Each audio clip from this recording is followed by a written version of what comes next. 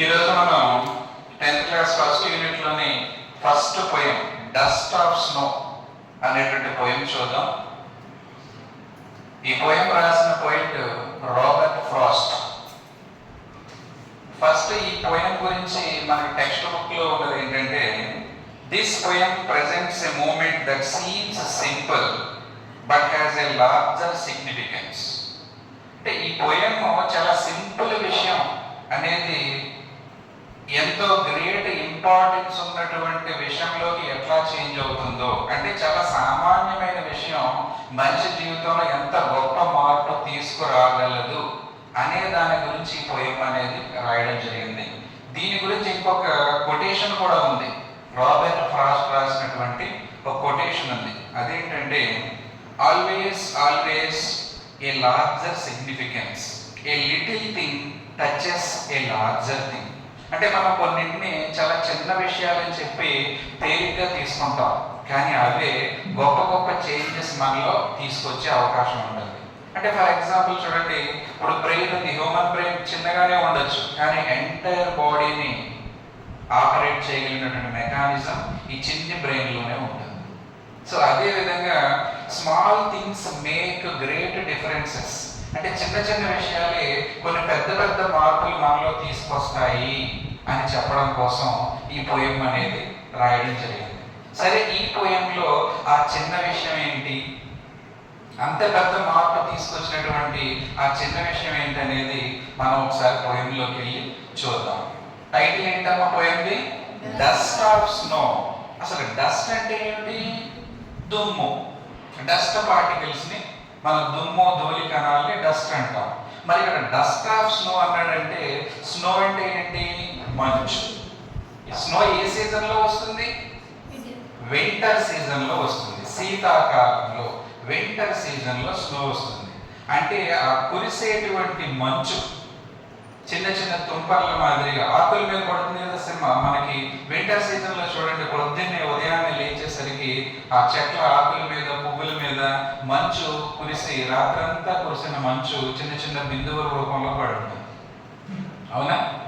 సరే, ఇప్పుడు చూసినట్లయితే, the way a crow shook down on me the dust of snow from a hemlock tree. అంటే ఇక్కడ మనం రెండు చూడాలి. ఇక్కడ క్రో, క్రో అంటే ఎస్ కాకి. హెమ్లాక్ ట్రీ, హెమ్లాక్ ట్రీ అనేది ఒక పాయిజనస్ ట్రీ, విషపూరితమైనటువంటి ఒక చెట్టు. దాని ఆకులు కనుక ఏమన్నా యానిమల్స్ తిన్నాయనుకోండి, వాటికి మొత్తం సెన్స్, టచ్ సెన్స్ ని కోల్పోతాయి. టచ్ సెన్స్ ని కోల్పోవడానికి ఇంగ్లీష్లో ఏమంటారు? NUMB, నమ్ అంటారు. Be silent. నమ్ అంటే అర్థం తిమ్మిరికిపోవడం. తిమ్మిరిగా అంటే స్పర్శ జ్ఞానం తెలియకపోతేనే కదా మనకి తిమ్మిరిగా అనిపిస్తుంది. సో ఈ హెమ్లాక్ ట్రీ అనేటువంటి ఈ ట్రీ ఆకుల్ని కనుక యానిమల్స్ తింటే ఏమవుతుందంటే, వాటికి టచ్ సెన్స్ పోయి నమ్నెస్, తిమ్మిరిగా అయిపోయి చివరికి చచ్చిపోతాయి. అంటే ఈ ట్రీ ఏ ట్రీ అని చెప్పుకోవచ్చు మనం? పాయిజన్ ఉంటుంది అనమాట ఆకుల్లో. Poisonous tree, poisonous, NOUS, poisonous tree. అంటే ఈ చెట్టు ఒక మంచిదానికి సంకేతమా? కాదు కదా, చెడ్డదానికని భావిస్తాం కదా. అదేవిధంగా కాకిని తీసుకున్నట్లయితే, జనరల్గా పోయమ్స్ లో మనం ఏ బర్డ్స్ ని చూస్తూ ఉంటాం? స్పారోస్, పిచ్చుకలు. ప్యారట్స్, రామచిలుకలు. పికాక్స్, నెమళ్ళు. వాటినే కదా ప్రకృతి బాగుందని డిస్క్రైబ్ చేసే సందర్భంలో బర్డ్స్ గా మనం వాటిని ఉపయోగిస్తూ ఉంటారు పోయిట్స్. మరి ఇక్కడ పోయిట్ తీసుకున్న బర్డ్ ఏంటి? క్రో. చెట్టు ఏ చెట్టు తీసుకున్నాడు? Hemlock tree. మరి రెండింటిని తీసుకున్నాడంటే ఇక్కడ సిచ్యువేషన్ ఎలా ఉంది? మంచిగా ఉన్నట్ట? లేదు కదా. అంటే ఏదో చెడు జరుగుతుంది. దాన్నే ఇంగ్లీష్లో మనం చూడండి, సగునాన్ని ఏమంటాం? ఉమెన్ అంటాం.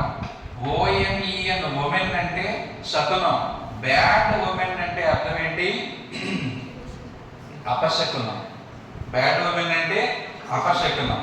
మరి ఇక్కడ క్రోన్ తీసుకున్నాడు, ఇక్కడ ఏమో హెమ్లాక్ ట్రీని తీసుకున్నాడు. అంటే పోయెట్ యొక్క స్టేట్ ఆఫ్ మైండ్ ఎలా ఉన్నట్టు? హ్యాపీగా ఉన్నట్ట? లేదు. ఎలా ఉన్నట్టు? సాడ్గా ఉన్నట్టు. అంచేత పోయెట్ స్టేట్ ఆఫ్ మైండ్ ఎలా ఉందమ్మా? సాడ్ లేదా అన్హ్యాపీనెస్. చూడండి. The way a crow shook down on me the dust of snow from a hemlock tree. అంటే ఇప్పుడు ఏ సీజన్ లో ఈ పోయమ్ రాయబడింది? ఏ సీజన్ ని రిప్రజెంట్ చేస్తుంది? వింటర్ సీజన్ లో ఈ పోయమ్ అనేది రాయడం జరిగింది. అంటే ఈ పోయెట్ ఇక్కడ నిలబడి ఉన్నాడు. ఎక్కడ నిలబడి ఉన్నాడు? Hemlock tree. ఫర్ ఎగ్జాంపుల్ ఇదే హెమ్లాక్ ట్రీ అనుకుందాం. ఇదిగో మన పోయెట్ ఇక్కడ నుంచి ఉన్నాడు. ఇదిగో ఇక్కడ బ్రాంచ్ మీద ఒక కాకి ఉంది. ఇక్కడ ఉన్నటువంటి డ్యూస్, మంచు బిందువుల్ని, స్నో ఫ్లేక్స్ ని ఎప్పుడైతే విదిలించిందో అది మన ఒడి మీద పడింది. కానీ ఎగ్జామ్ లో మిమ్మల్ని క్వశ్చన్ అడగచ్చు, where is the poet? Poet ఎక్కడ ఉన్నాడు? ఏం రాస్తారు అప్పుడు? Standing under the hemlock tree. ఏం రాస్తారమ్మా?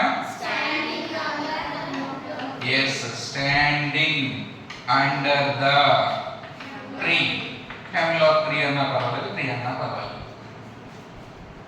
పోయెట్ స్టేట్ ఆఫ్ మైండ్ ఎలా ఉందని అడగచ్చు. ఎలా ఉంది?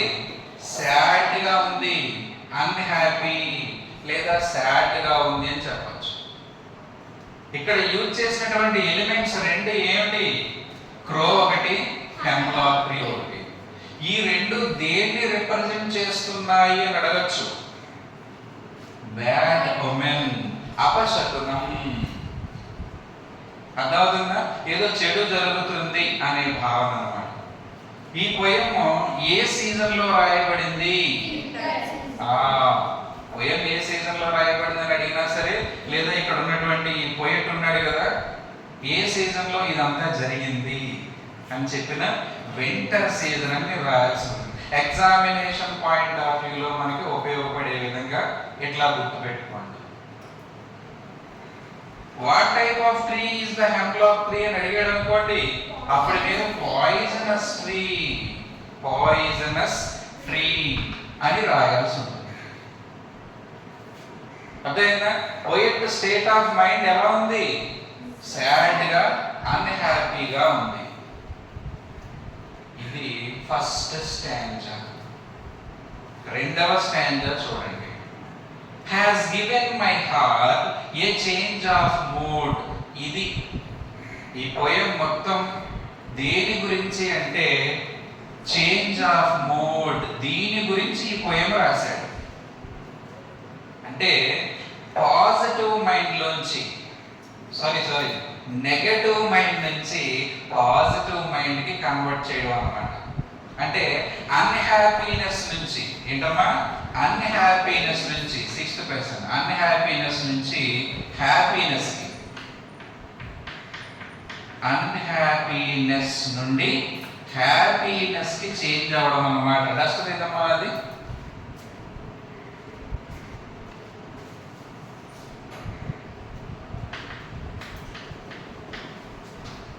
Change of mood. ఇతను ఉన్న current mood, current situation, present ఏ రకమైన మైండ్ సెట్ తో ఉన్నాడు? ఇతను అన్హ్యాపీనెస్ తో ఉన్నాడు అప్పటి వరకు. వెంటనే ఇతను మూడ్ ఎట్లా చేంజ్ అయింది? హ్యాపీనెస్ లోకి చేంజ్ అయింది. అంటే నెగటివ్ నుంచి పాజిటివ్ థింకింగ్ లోకి వెళ్ళాడు అన్నమాట. Negative to positive. మిమ్మల్ని అడగచ్చు, who shook the dust of snow? అసలు ఈ మంచు తుంపరల్ని కిందకి ఎవరు విధించారు? అక్కడ అడుగుతాడు. పోయెట్ అనొచ్చు, లేదంటే ఒక స్పారోనో, లేదంటే ఒక ప్యారెట్ ఇస్తాడు. వేరే ఆప్షన్ లో క్రో ఉంటుంది. ఎవరు విధించారు ఈ మంచుని? క్రో. అక్కడ మీరు క్రో అనేటువంటి ఆన్సర్ సెలెక్ట్ చేసుకోవాలి. తర్వాత what changed the mood of the poet? Poet mood ని, తన యొక్క ఆలోచనని ఏది చేంజ్ చేసింది? Dust of snow. ఏది చేంజ్ చేసింది? Dust offs. ఎప్పుడైతే అప్పటి వరకు ఆ చెట్టు కింద నిలబడి డల్గా ఇతను ఫీల్ అవుతున్నాడు, బాధపడుతూ ఉన్నాడు, ఒక్కసారిగా పైనుంచి ఆ మంచు మీద పడిందో ఒక్కసారిగా ఇతను మైండ్ రిలీఫ్ అయింది. వెంటనే అప్పటి వరకు డల్నెస్, మైండ్లో ఉన్న డల్నెస్ కాస్త పోయింది. అర్థమవుతుందా? మీరు ఎండలో వస్తారు, వచ్చినప్పుడు చక్కగా ఇంటికి రాగానే చల్లని నీళ్లు గ్లాస్తో ఇచ్చారనుకోండి, ఎక్కడ లేని ఎనర్జీ వచ్చినట్టుగా ఉంటుంది మనకి. సో అందుచేత ఈ డస్ట్ ఆఫ్ స్నోని మనం ఎట్లా తీసుకోవచ్చు? New energy. ఏంటమ్మా? New energy. So dust of snow అతని మీద పడంగానే అతనిలో వచ్చిన చేంజ్ ఏంటంటే ఒక న్యూ ఎనర్జీ వచ్చినట్టుగా ఫీల్ అయ్యాడు అతను. ఇంకా చూడండి poem. has given my heart a change of mood and saved some part of a day I had rued. Rued కి మిమ్మల్ని మీనింగ్ అడుగుతాడు. RUED. రూడ్ అంటే రిగ్రెటెడ్. ఇక్కడ రాసేనమ్మా రూడ్. RUED. రూడ్ అంటే రిగ్రెటెడ్. REGRETTED. రిగ్రెటెడ్ అంటే ఇంకొక మీనింగ్ రిపెంటెడ్. అది regretted అన్నా, రిపెంటెడ్ అన్నా, రూట్ అన్నా మీనింగ్ ఏంటంటే ఏదో ఫెయిల్ అయినప్పుడు, ఏదన్నా మనం చేయలేకపోయినప్పుడు బాధపడతాం కదా. అయ్యో ఈరోజు క్లాస్కి కొంచెం ముందు వెళ్ళి ఉంటే బాగుండేది, అయ్యో ఎగ్జామ్ ఇంకా బాగా రాస్తుంటే బాగుండేది, అంటే చేయలేకపోయిన పని విషయంలో చేస్తుంటే బాగుండేది, ఏదో కోల్పోయాను అని బాధపడతాం కదా. దాన్ని మనం రూడ్ అని, రిగ్రెటెడ్ అని, రిపెంటెడ్ అని అనొచ్చు. ఇక్కడ ఎందుకు ఆ మాట వాడాడు అంటే and saved some part of a day I had rued అంటే అప్పటిదాకా ఆ రోజంతా సగం రోజు గడిచిపోయింది. ఆ రోజంతా సగం రోజు ఎట్లా గడిపెడుతాను? ఐ హ్యాడ్ రూడ్ అన్నాడు. అంటే ఆ రోజంతా సగం టైం ఏం చేశాడు? రిగ్రెటెడ్, బాధతోనే గడిచిపోయిందంట అప్పటిదాకా. అంటే బాధతో ఆ చెట్టు కింద నుంచున్న మనిషి మీద ఎప్పుడైతే ఈ కాకి డస్ట్ ఆఫ్ స్నో మీదకి విధించిందో వెంటనే ఏం జరిగింది? A change of mood. has given my heart a change of mood. ఒక్కసారిగా నా థింకింగ్ మారింది, నా ఆలోచన మారింది. అప్పటిదాకా నేను అన్హ్యాపీగా ఉన్నాను, ఈ అన్హ్యాపీనెస్ కాస్త హ్యాపీనెస్ గా మారింది. ఎగ్జామ్ లో క్వశ్చన్ అడిగాడు అనుకుందాం. క్రో అండ్ హెమ్లాక్ ట్రీ ఈ రెండు దేనిని రిప్రజెంట్ చేస్తున్నాయని అడిగాడు అనుకోండి, ఏం చెప్తారు? బ్యాడ్ ఉమెన్స్ అంటే ఏదో అపశకునం. డస్ట్ ఆఫ్ స్నో దేన్ని రిప్రజెంట్ చేస్తుంది? New energy. న్యూ ఎనర్జీని రిప్రజెంట్ చేస్తున్నాయి. సార్ ఇంకోసారి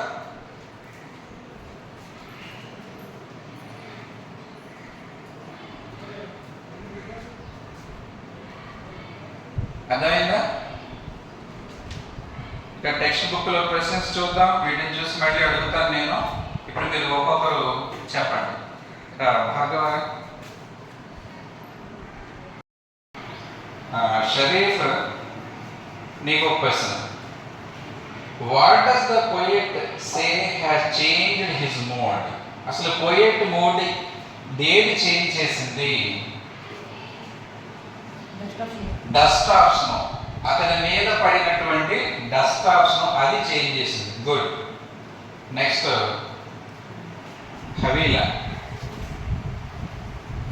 Havilah, who shook the dust of snow on the poet? Poet మీద డస్ట్ ఆఫ్ స్నోని వేసింది ఎవరు? క్రో. Right answer. కూర్చో. Next Manikanta. Poet mind set ఈ పోయంలో పాజిటివ్ గా ఉందా, నెగిటివ్ గా ఉందా? పోయెట్ మైండ్ సెట్ ఈ పోయంలో పాజిటివ్ గా ఉందా, నెగిటివ్ గా ఉందా? నెగిటివ్ గా ఉంది. రైట్.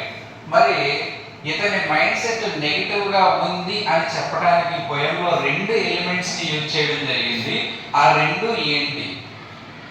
క్రో, ఎస్ హెమ్లాక్ ట్రీ. ఒకటి క్రో, రెండు హెమ్లాక్ ట్రీ. ఈ రెండు కూడా పోయిట్ మైండ్ సెట్ నెగిటివ్ గా ఉంది అని చెప్పడానికి యూజ్ చేసిన ఎలిమెంట్స్. ఈ పోయంలో అసలు ఈ పోయం దేని గురించి? డస్ట్ ఆఫ్ స్నో అనే పోయం దేని గురించి? ఏ చేంజ్ ఆఫ్ మూడ్, అతడి యొక్క మైండ్ సెట్, మైండ్ సెట్ మారడం గురించి ఈ పోయం. సరే, మరి ఇతను మైండ్ సెట్ ఎలా మారింది? ఎలా ఉండే మైండ్ సెట్ ఏ విధంగా మారింది? Unhappiness change to happiness, changed into happiness. అంటే నెగటివ్గా ఉన్న మైండ్ ఎలా మారింది? నెగటివ్గా ఉన్న మైండ్ ఎలా మారింది? పాజిటివ్గా మారిందని చెప్పాలి. నెగిటివ్గా ఉన్న మైండ్ పాజిటివ్గా మారింది. అన్హ్యాపీనెస్ లో ఉన్న స్టేట్ ఆఫ్ మైండ్ హ్యాపీనెస్ లోకి చేంజ్ అయింది. గుడ్, కూర్చో.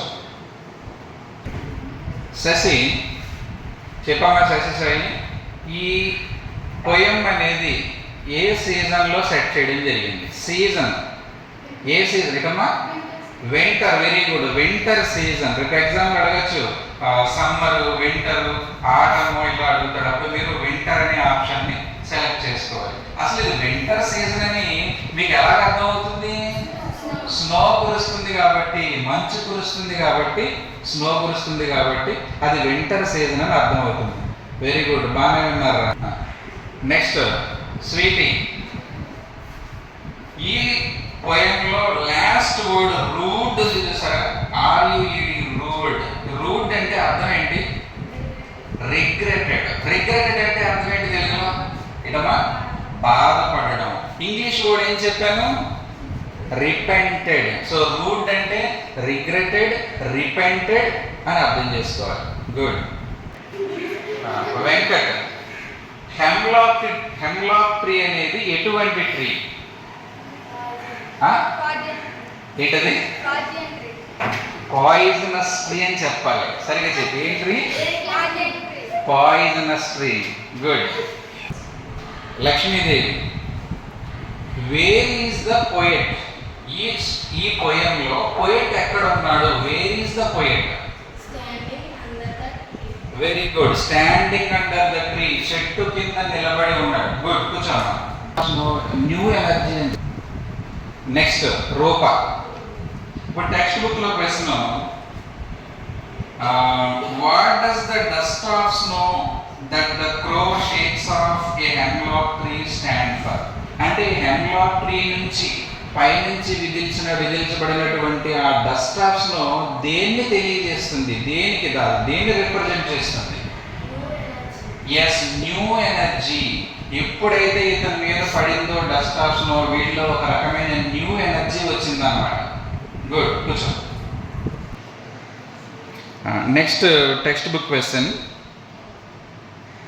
What do the crow and hemlock tree represent? ఈ క్రో అండ్ హెమ్లాక్ ట్రీ దేన్ని రిప్రజెంట్ చేస్తాయి? భార్గవ. Sorrow or unhappiness. ఏంటమ్మా? ఎస్, ఈ క్రో కానీ హెమ్లాక్ ట్రీ కానీ రెండు కూడా సాడ్నెస్ని రిప్రజెంట్ చేస్తాయి. ఎందుకంటే వీటి గురించి నేను చెప్పాను, వీటిని ఎలా మనం కన్సిడర్ చేస్తామని చెప్పాను? బ్యాడ్ ఉమెన్స్ అంటే అపశకునాలుగా వీటిని మనం కన్సిడర్ చేయడం జరుగుతుంది.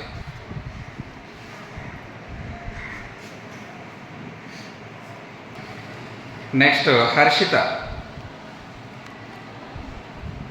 ఈ డస్ట్ ఆఫ్ స్నో అనే పోయంని రాసినటువంటి పోయెట్ ఎవరు? ఇటమ్మా? Yes, Robert Frost. Very good, కూర్చో. ఓకే, టెక్స్ట్ బుక్ క్వశ్చన్స్ అయిపోయినాయి. ఇంకా చివరిగా, ఒకవేళ ఈ పోయం రేపొద్దున్న ఇచ్చి ఎగ్జామ్లో పబ్లిక్లో కనుక ఇచ్చి దీని రైమ్ స్కీమ్ అడిగాడు అనుకుందాం. రైమ్ స్కీమ్ అది మీరు ఎలా ఐడెంటిఫై చేయాలంటే, రైమ్ స్కీమ్ చూసేటప్పుడు ఎప్పుడు కూడా మీరు ఈ చివరి ఉన్నటువంటి వర్డ్స్ని మనం ఎలా ప్రొనౌన్స్ చేస్తున్నామో అబ్జర్వ్ చేయాలి. అందరూ బోర్డు అమ్మ చూడండి, చెప్పండి. క్రో, మీ, స్నో, ట్రీ. ఈ 4 పదాల్లో మీరు ఏం ఐడెంటిఫై చేశారు? 1, 3 పదాలు ఒకలా పలికాం, 2, 4 పదాలు ఒకలా పలికాం. చెప్పండి ఇప్పుడు 1, 3 చెప్పండి. క్రో, స్నో, మీ, ట్రీ. అంటే 1, 3 ఒకలా, ఒక రైమింగ్ ఉంది కదా, 2 ఒకలా ప్రొనౌన్స్ చేశాం కదమ్మా. అని చేత ఇది ఏ అనుకుందాం, ఇది కూడా ఏ. క్రో, స్నో, ఏ. ఇక్కడ మళ్ళీ మీ చెప్పండి, మీ, ట్రీ. ఇప్పుడు చెప్పండి రైమ్ స్కీమ్ ఏమైంది? A B A B. ఏంటది? ఏ ఉన్న పదాలన్నీ ఒకలా పలికామా లేదా? బి ఉన్న పదాలన్నీ ఒకలా పలికామా లేదా? అదే రైమ్ స్కీమ్. సింపుల్ గా, ఎక్కువ స్టడీ చేయక లేకుండా సింపుల్ గా అర్థం చేసుకోవడానికి టెక్నిక్ అన్నమాట. చెప్పండి. క్రో, స్నో ఒకేలా ఉన్నాయి ఏ. మీ, ట్రీ ఒకేలా ఉన్నాయి బి. సో టోటల్ గా రైమ్ స్కీమ్ ఏమవుద్ది? ఏ బి ఏ బి అవుతుంది. ఈ పోయం కనుక ఇచ్చి ఎగ్జామ్ లో రైమ్ స్కీమ్ అడిగితే అప్పుడు మీరు ఏ బి రాయాలి. ఓకేనా? సరే, ఇప్పుడు నెక్స్ట్ మీరు చెప్పండి. ఇందులో సేమ్ ఒకలా పలికే పదాలు ఏమున్నాయి? Heart, path. గుడ్. తర్వాత మోడ్, రోడ్. అంచేది ఇక్కడ ఏ రైమ్ స్కీమ్ ఉంది? ఎస్, ఇక్కడ కూడా ఏవి ఏవినే. ఎందుకంటే హార్ట్, పాత్, ఇదిగో ఏ ఏ, ఇదిగో మోడ్, రోడ్, ఇదిగో బి బి. అంటే టోటల్ గా రైమ్ స్కీమ్ ఏమవుద్ది? A B A B. అంటే 2 స్టాంజాస్ లో ఒక స్టాంజానే ఇస్తారు రేపు ఎగ్జామ్ లో. ఈ స్టాంజా ఇచ్చిన ఏబి ఏబి రాస్తారు, ఈ స్టాంజా ఇచ్చిన ఏబి ఏబి రాస్తారు. అర్థమైందా? అర్థమైందా? ఈరోజు మనం ఏ పోయం చెప్పుకున్నాం? Dust of snow. ఈ పోయం రాసిన పోయెట్ ఎవరమ్మా? ఎవరు? మీ అందరికి అర్థమైందా పోయం? Thank you.